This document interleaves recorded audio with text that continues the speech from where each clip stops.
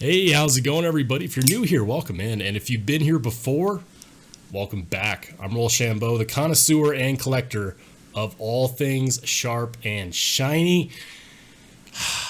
So, if you've ever looked at a picture of a knife on social media, like on Instagram, and you wanted to find it elsewhere to see if it was available online, but you couldn't because the person that posted that picture didn't bother to go ahead and list the name of the knife, hit that like button because you, my friend, are in good company. Now, the knife that we're talking about today is something that has not been released yet, but will be very soon. This is the Bestechman Dundee, a new knife from a new brand that's connected to another brand. You see, Bestechman is the sub-brand of Bestech knives, which means that they have all of the advantages of the manufacturing from Bestech. If you haven't seen some of my more recent videos, coming up with some really good fit and finish. So it just happens to be that in this day and age, there's a lot, and I mean a lot, of good budget knives out there. With the competition being so stiff, the question is, who should get your hard-earned dollars? Which knife should you look at for yourself? Is it a user? Is it an abuser? Is it a knife that you're going to want to take care of? Because, hold on to your horses, this is a good one.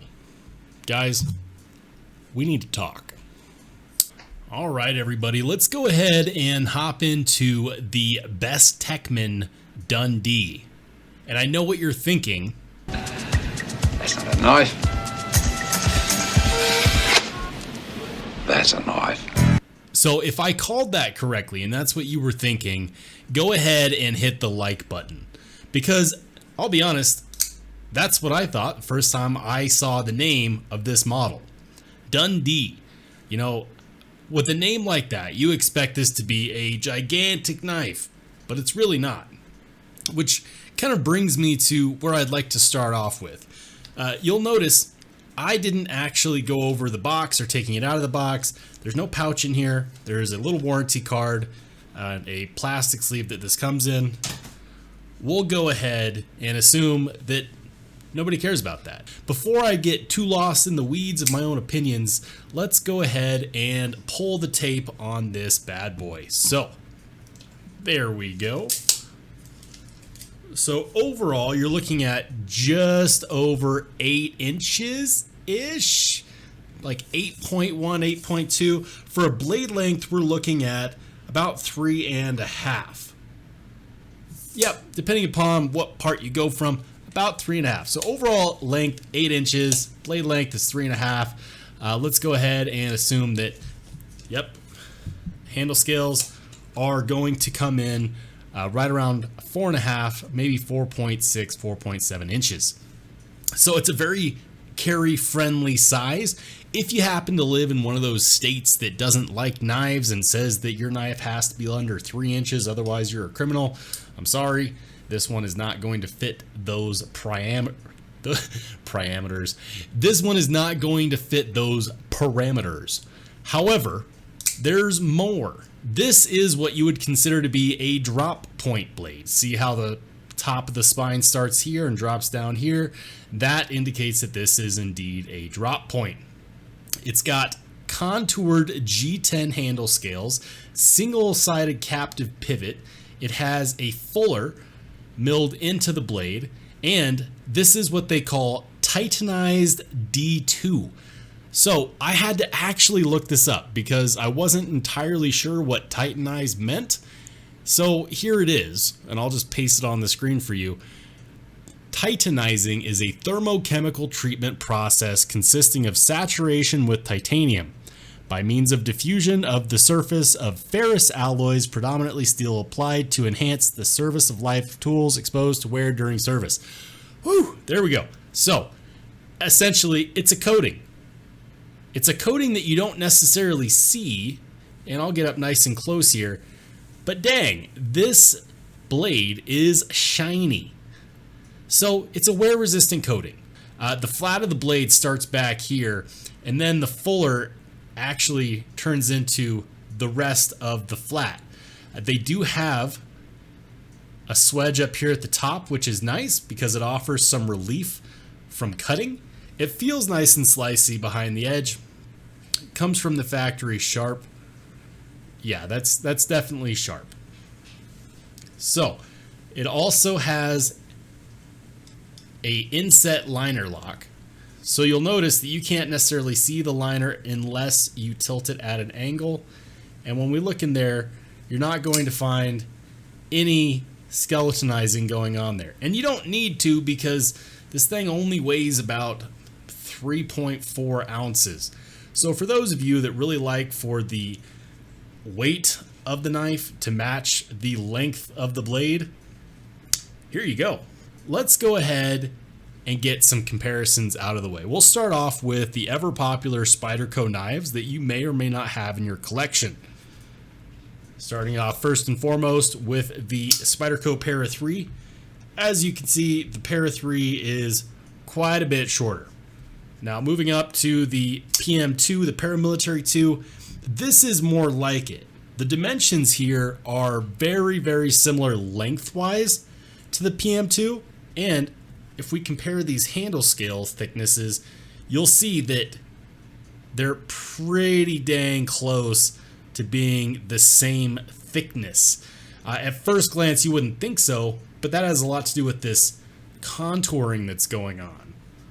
That contouring is very, very clever, and it makes it the same width as, or excuse me, the same thickness as a Spyderco Paramilitary 2, which is tried and true. I think that it's only fair that we compare it against some of its own kind. What do you mean its own kind? Well, I just happen to have a Bestech Exploit and a Bestech Nixie.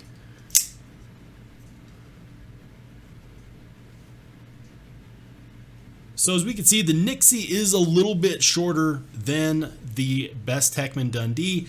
It's actually very close in length to the Bestech Exploit. Other than that, they're not really comparable, so we'll go ahead and move on from that comparison. By the way, if you wanted to check out my comparison of the Exploit and the Nixie, I will link it up above. Alright, so we got the minutia out of the way. We talked about the specs, we talked about the materials. Now I want to talk about my opinion on this knife. Let's start off with this pocket clip. Now you know, if you've seen any of my other videos, that I harp on stamped pocket clips, and this is definitely a stamped pocket clip. However, just like with my Grail or Garbage videos, I weigh everything against the value. This knife is set to be priced at $45 with a $55 MSRP. Of course, nobody buys knives at MSRP, so that manufacturer advertised price of $45 is probably what you're going to see this on. This knife is not releasing until October 14th. I'm pretty excited for this knife, and I'm going to talk about why. First and foremost, did you notice how smooth that action was? It's running on bearings, but plenty of knives are. It's not necessarily a direct indicator of smoothness, but check this out. It's not shake shut, it's not fall shut. It's what I would consider glide shut. You know, any movement of your wrist is going to get this to fall, and that's nice. You know, it's not a harsh fall. It's controlled, it's smooth, it feels good. I wouldn't quite call it glassy, and I wouldn't call it muted, and I wouldn't call it a guillotine. It's somewhere in that mix, and it just feels premium, and it feels good. I don't often run across contoured G10 handle scales, so this is actually kind of nice. The contouring means that it's going to fit well in your hand. It's going to feel nice and rounded. And despite the fact that that liner isn't skeletonized, it doesn't feel overly heavy. Something that really impresses me is just how easy this knife is going to be to take apart. To take this knife apart, you need to undo 5 screws in total. 2 for the pocket clip, 2 back here, and 1 for the pivot. That's it. That is absolutely it. And they're all T8 screws. Aside from that, I want to clear up a misconception right away. See that fuller? You're like, yeah, look at all that access. You could probably middle finger flick this, couldn't you? Well, you can if you've got thinner fingers, but I'll be honest with you, that middle finger flick that you just saw me do was only the second time I've ever been able to do it. This is predominantly a flipper knife. But that brings me to my next point. This detent is perfect. There's no way around it. The detent is tuned perfectly. You cannot fail this flipper. I tried for a solid 5 minutes. You can push button it, you can light switch it, but the moment that detent breaks, it's going to flip. Like it doesn't matter how little pressure I put on it. The moment that detent breaks, unless your finger gets in the way of the blade, which is not really failing it, but if you do it correctly and your finger doesn't get in the way of the tang of the blade, it will flip the moment that detent breaks. That's nice. A test that I like to do to test detent strength is I shake the knife and see if I can shake it open. And you really can't. I mean, maybe you could if you were really cranking it back, but yeah, no, the detent is great. It's not too heavy, it's not too light, it's just enough to make sure that the moment you break that detent, it's coming open. Another thing that I was thinking of, and I know that nobody thought about this, and I'm the only one that thought about this, let's take a look at the Bestechman logo, because I think it's quite clever. And this is coming from the guy that likes to see shapes and faces and cars and clouds and all that. So, you know, humor me. So from this side, that obviously shadow boxes a B, you know, B for Bestechman. You turn it this way and it looks like a T. If you look at the cutout, it could be an M. I just had to mention it because I have a feeling that nobody else is going to care enough to talk about that. Moving on. I like this because despite the fact that we're looking at, you know, budget end materials with D2 and G10 and a stamped clip and a liner lock, this nails it in all the places where you need to nail it for a more budget friendly knife. Let me tell you what I'm talking about. So with budget knives, they have to stick out. There is so much competition that it's easy to not stick out. It seems like a lot of budget knives follow a template and they're okay with that. This was designed by Ostap Hell, more predominantly known for his work on knives like the Kizer, the Civivi Hell Dart. He did the Bestech Ivy and the Strailet, which is a crazy cool looking knife that I definitely want to check out at some point. So Ostap knows what he's doing. This is my first chance that I've had to handle a design of his, and I've got to say, he nailed it. Let me give you another example. This tight jimping at the spine of the blade is almost exactly the length of my thumb. I wouldn't doubt it if he actually measured the average length of a man's thumb and said, you know what, that's how long I need to do the jimping for. Because it seems like it's more jimping or longer jimping than we normally see in that area, and it's uncanny to me. Another thing that is really impressive when you consider that this is a budget knife is this lock bar relief. Look at that. That is easy to get to. Now, you might be wondering, hey, there's no chamfering there. It's crowned. That looks slippery. Because there is so much access to that lock bar, like there is no way that your thumb can slip off of that unless you're really not paying attention. If you're really not paying attention, you probably shouldn't be playing with your knife. I said it. I said what I said. It's cool to me that he crowned the lock bar release. That is crowned, which means that if you're someone like me who fidgets with their knives constantly throughout the day, that is not going to wear your thumb out. That is going to feel comfortable the entire time. That is cool to me. I have yet to have my thumb slip off of that lock bar, and so yeah, that's good. Another thing is this clip. As I mentioned before, you know I'm not a fan of stamped clips, but at the price of under $50, which is what it's most likely going to be advertised at, is at like probably $45. Even if this knife was being sold at $55, I would still be rather impressed, even with this stamped clip. And here's why. This stamped clip is a ski jump. It doesn't go down, up, and then level out. Spyderco. It just does a ski jump. I've already put this in and out of my pocket. I carried it a little bit, and I can tell you that there's no issue. It is a very strong stamped clip, and it will be secure in your pocket. And because of its smooth nature, it's a very polished clip. It's not going to rub your pants raw. So yeah, I'm impressed with that. A couple things that I would like to see. First and foremost, and guys, these are really just nitpicks because at $45, I don't know what else you want, okay? I would have loved to have seen a crown spine. I would have loved to have seen a crown spine. We didn't get it this time. The next thing that I wanted to mention is that they missed a big opportunity. You see, I know, and a lot of other reviewers know, that people like to fidget with their knives, and fullers are very popular for a fidget option. It is hard to access that fuller. Like, you might not be able to fail the flipper, but you could fail the fuller. And it's disappointing to me. And I understand that they don't have a ton of room to work with here, but hear me out.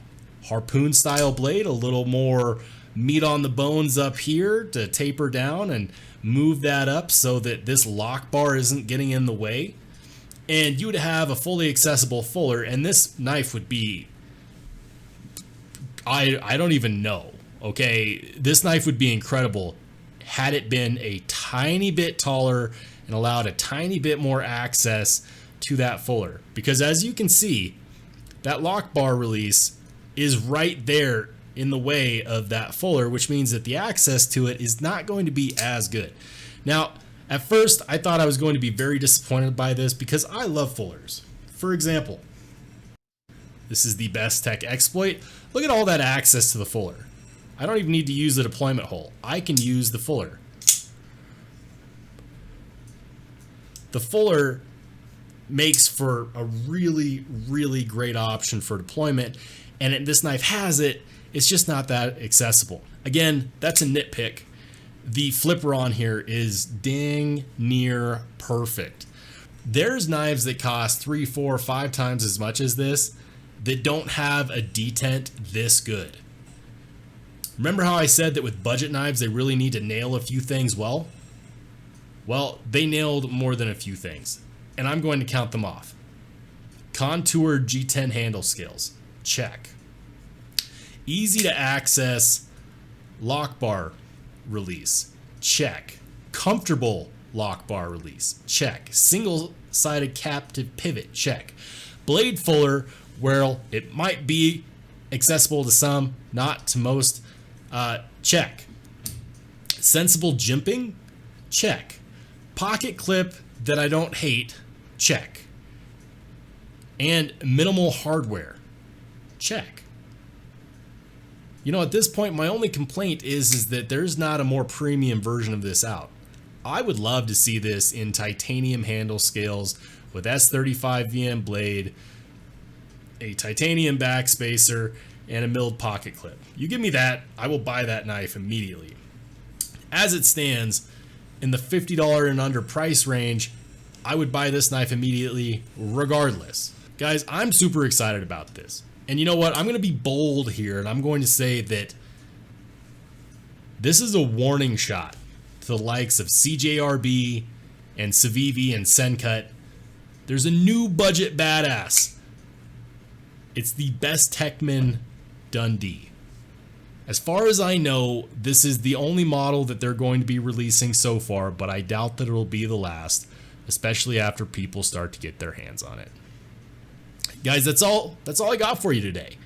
If you liked the video, make sure you give it a thumbs up. If you didn't like the video, boo-hoo, there's a button for you too.